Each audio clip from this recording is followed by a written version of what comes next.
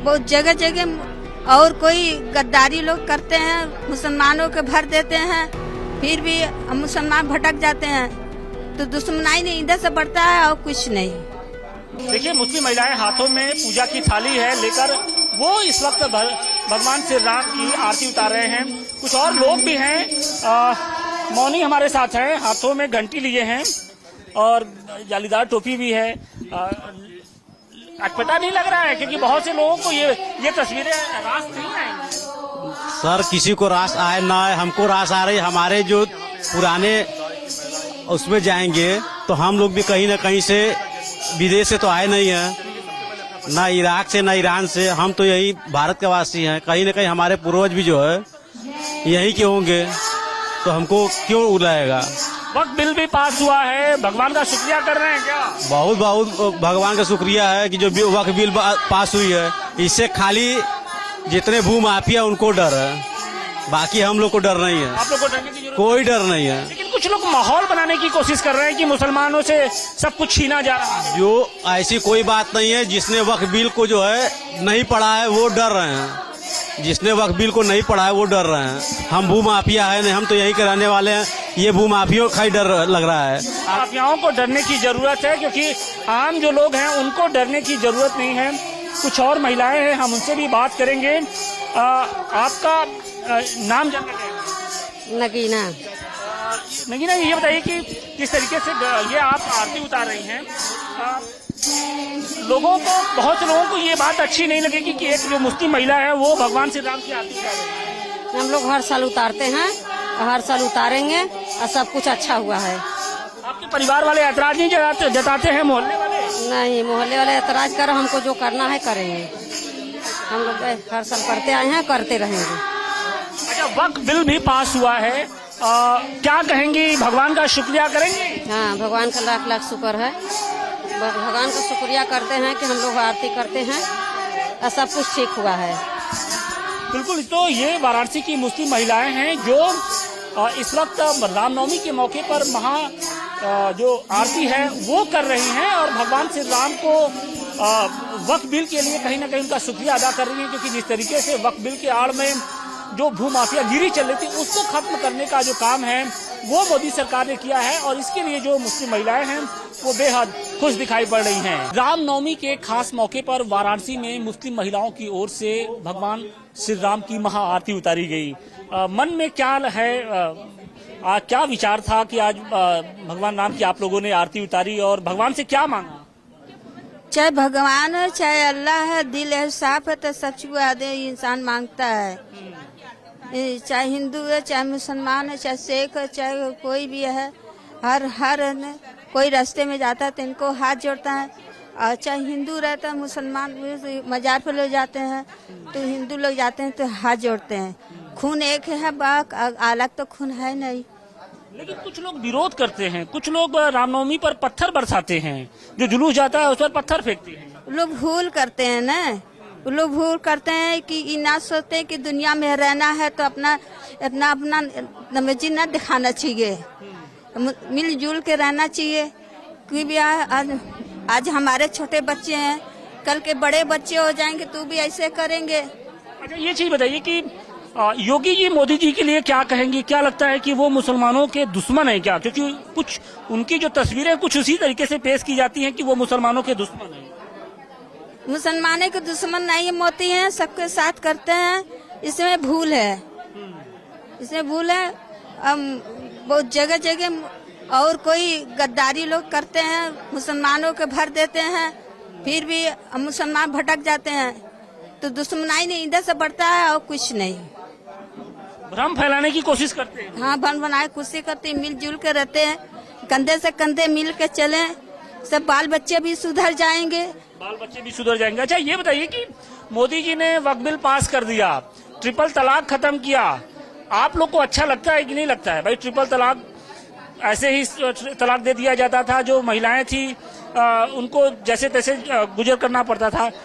बढ़िया काम कर रहे हैं मोदी जी, योगी जी। बढ़िया काम कर रहे हैं। क्या क्या अच्छा लगता है? का। कोई तकलीफ होती है कि मतलब वो आपको लगता है कि वो भेदभाव करते हैं? नहीं, भेदभाव नहीं करते। क्या कहेंगे?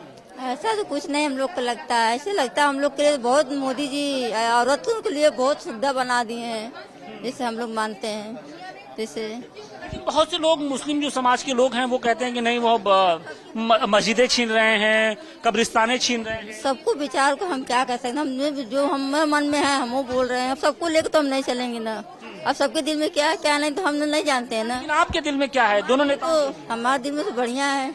हम तो चाहते मोदी जी अच्छे काम किए हैं। जोसेफ भाई हमारे साथ हैं। जोसेफ भाई, एक भ्रम फैलाया जाता है कि योगी और मोदी मुसलमानों की जो मस्जिदें हैं, जो कब्रिस्तान हैं, जो मजारे हैं, जो मदरसे हैं, उनको छीनने की कोशिश कर रहे हैं और वक्फ बिल जो उन्होंने लाया है उसके जरिए सब कुछ पर कब्जा कर लिया जाएगा।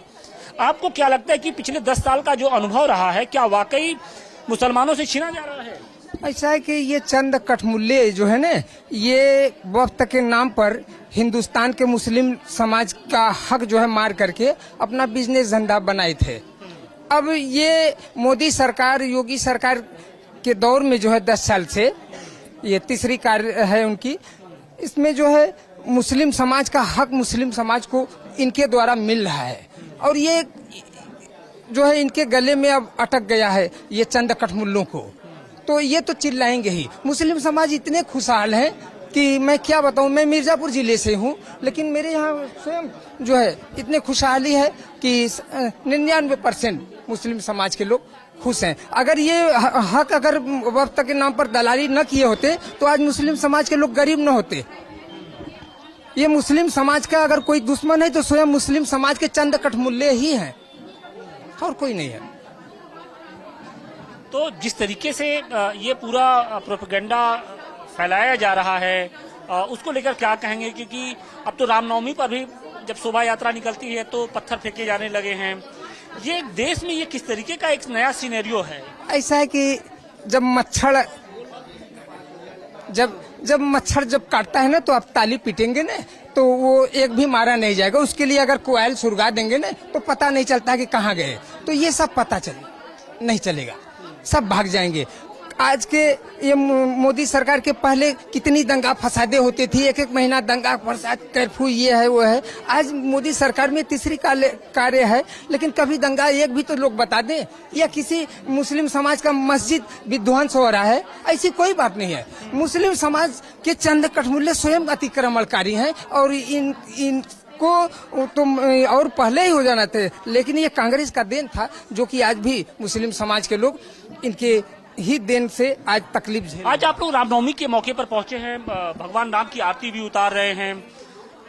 कितना गौरवशाली फील महसूस करते हैं आप? मैं बहुत नसीब वाला हूँ कि मैं हिंदुस्तान में पैदा हुआ हूँ और पूरे वर्ल्ड में अगर कहीं मोहब्बत है तो अपने हिंदुस्तान में सभी धर्म का जो सम्मान अपने हिंदुस्तान। परेशानी नहीं होती कि भगवान श्री राम की आरती उतार रहे हैं, पड़ोसी क्या कहेंगे कि भैया ये कहाँ चले गए? ये चंद कठमुल्ले जो है क्या कर पाएंगे जब तक भगवान अल्लाह नहीं चाहेगा। मेरा कुछ नहीं कर पाएंगे। बहुत बार आक्रमण मेरे ऊपर कर चुके हैं, लेकिन ऐसी कोई बात नहीं, मेरा कुछ नहीं कर पाएंगे क्योंकि स्वयं इनका आशीर्वाद है मेरे ऊपर। जो डर गया, जो पैदा हुआ है उसको मरना ही है, तो डरना क्या। नाजनीन जी भी है हमारे साथ, उनसे भी हम बात करेंगे। नाजनीन जी, आज मौका खास है, आप तो वैसे भी कौमी एकता का संदेश देती रहती हैं, लेकिन आज के इस खास मौके पर आपने क्या संदेश देने की कोशिश की? और वक्फ बोर्ड के नाम पर, वक्फ बिल के नाम पर जिस तरीके से अराजकता और नफरती माहौल फैलाने की इस वक्त कोशिश हो रही है।